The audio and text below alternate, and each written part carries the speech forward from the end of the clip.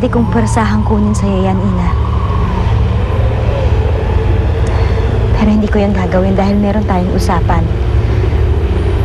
Ang bola ng kapangyarihan namin, kapalit ng impormasyon kung paano ka magiging tao. Kung paano ka makakabalik sa mga magulang mo.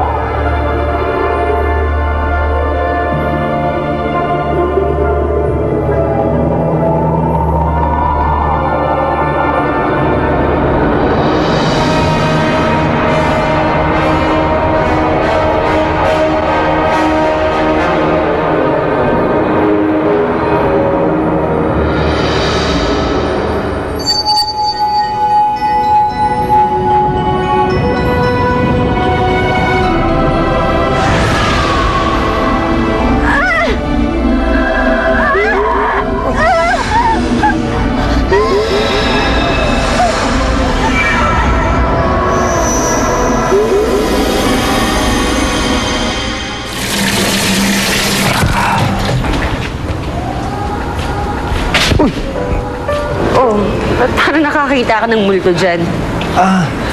Hindi. Nagulat lang ako eh. Hindi ko alam nandiyan ka pala. Nag-girl to kasi kami ni Chloe eh. Anyway, maganda ba talaga yung Fina? Parang hindi naman, oh. Tignan mo naman tong drawing ni Estong. Lucille, kung mga asar ka lang, mabuti pa siguro umuwi ka na. Mamaya pumunta na naman dito si Aling Marisa eh. Hey, ikaw, ayaw mo bang tulungan kita na hanapin siya? Ikaw? Tutulungan mo ako? Seryoso ka ba? Lindon, kahit masakit para sa akin na malaman na may iba ka ng mahal, well, hindi ko naman kayang kontrolin yung puso mo, kaya I wish you all the best. And I do hope na magkita kayong dalawa. Ganun ba? Pasensya ka na. Iba yung dating ko kanina. Akala ko kasi...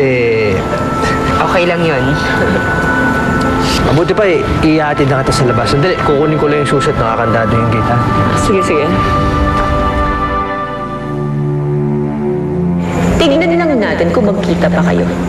Dahil gagawin ko ang lahat para hindi mo nahanapin ang Fina na yon.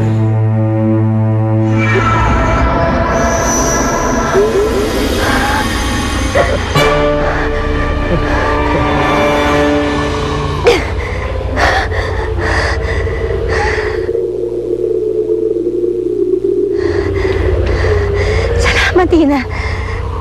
Ngayon, ako naman ang tutupad sa usapan natin.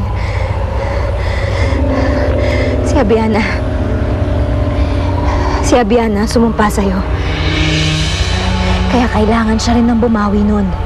Pero hindi ganun kadali, Ina. Hindi mo ganun kadaling mapapabawi sa kanya ang sumpa. Bakit po?